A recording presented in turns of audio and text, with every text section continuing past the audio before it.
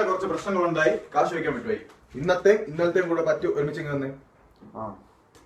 ചോദിച്ചിട്ടില്ലേ കാശ് തരാൻ? അതൊന്നും എനിക്ക് അറിയണ്ട, എന്റെ കാശും കണ്ടു അന്ന് ഏൽപ്പിച്ചതല്ല പറയുന്നത്. ഇവിടെ പണം കഴിക്കുന്ന മരമൊന്നുമില്ല. എന്നാ ഒരു കാര്യം ചെയ്യ്, എവിടെ എന്തെങ്കിലും ഒരെണ്ണം കൊണ്ട് നട്. വെള്ളം ഒഴിക്കാൻ ആളുണ്ടല്ലോ. പിന്നെ ചാപ്പാടിന്റെ കണക്കനുസരിച്ച് നോക്കുമ്പോ അതും ജയിക്കേണ്ടതാ. ശരിക്കല്ലേ? എന്തോ ഒരുമാതിരി വലിയ തമാശയായിട്ടോ മാതിരി. മര്യാദക്ക് എന്റെ കാശും കയറാൻ പറ, അല്ലെ ഞാൻ പോവാ. ഞാൻ പോവാന്ന്. ഈ ഏമ്പക്കത്തിന്റെ അർത്ഥം എനിക്ക് മനസ്സിലായി. മനസ്സിലായല്ലോ? മനസ്സിലായി. അത് തന്നെ പറഞ്ഞത്. എന്നെ 2000 രൂപ എടുക്കാനില്ല. പിന്നെ എത്ര ഉണ്ട്? ഉള്ളിപ്പെറുക്കിയ 500 രൂപ. എന്റെ പട്ടിക്ക് വേണം. മര്യാദക്ക് 2000 രൂപ എണ്ണി എന്റെ കൈ തന്നില്ലെങ്കിൽ എന്റെ പ്രത്യാഘാതകം. വേഗം ഉണ്ടല്ലോ എന്റെ. ഇയാൾ എന്നെ പഠിപ്പിക്കൊന്നും വേണ്ട. പ്രത്യാഘാതം അത് ഭയങ്കരമായിരിക്കും. എന്ത് നേരിടാൻ തയ്യാറായിട്ട് തന്നെയാണ് ഞാൻ ഈ നാളെ ഇറങ്ങി തിരിച്ചത്. ഒരുമാതിരി പല എന്തൊക്കെ വേണം പരിപാടി എന്റെ അടുത്ത് കാണിക്കും. തൽക്കാലം പല എന്തുണ്ടെന്ന് വിചാരിച്ചു. ഇയാള്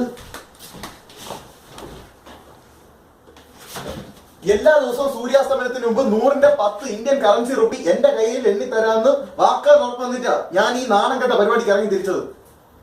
വാക്കാലല്ലേ, മുദ്രപത്രത്തിലൊന്നും എഴുതുന്നില്ല. ഇയാൾ ഒരു കൊള്ളാവുന്ന കുടുംബത്തിന് അംഗം വിചാരിച്ച എന്റെ തെറ്റ്. എന്തൊക്കെ പറഞ്ഞാലും എന്റെ ഈ കാശില്ല.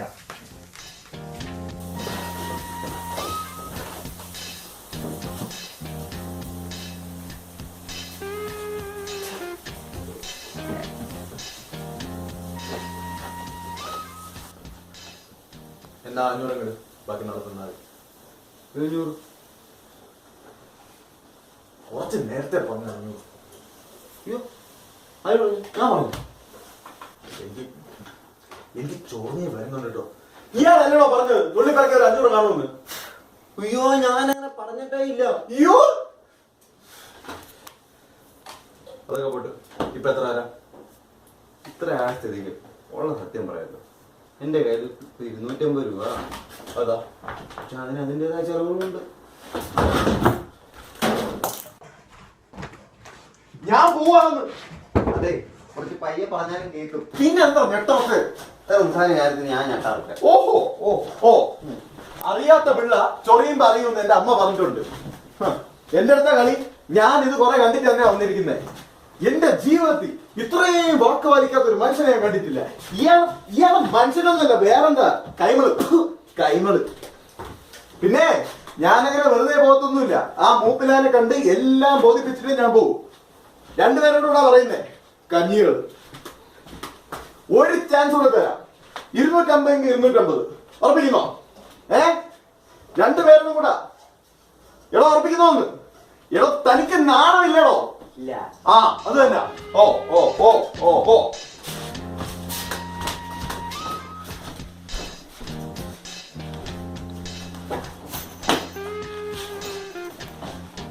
എന്റെ ഷർട്ട് എവിടെ? എന്റെ ഷർട്ട് എവിടെ?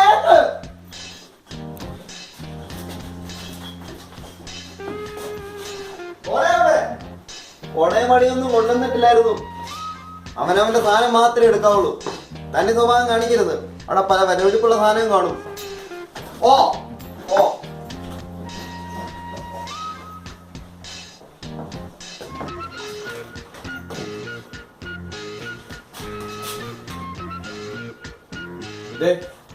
ഇയാളോട് എനിക്കൊന്നും പറയാനില്ല.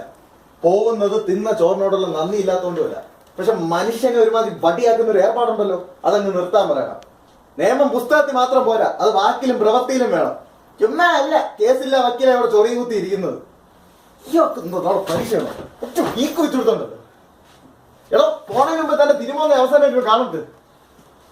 പോത്തിനോട് വേദം ഊതിട്ട് കാര്യമില്ലെന്ന് പറയുന്നതാ കള്ളൻ, വഞ്ചകൻ. ഓക്കെ.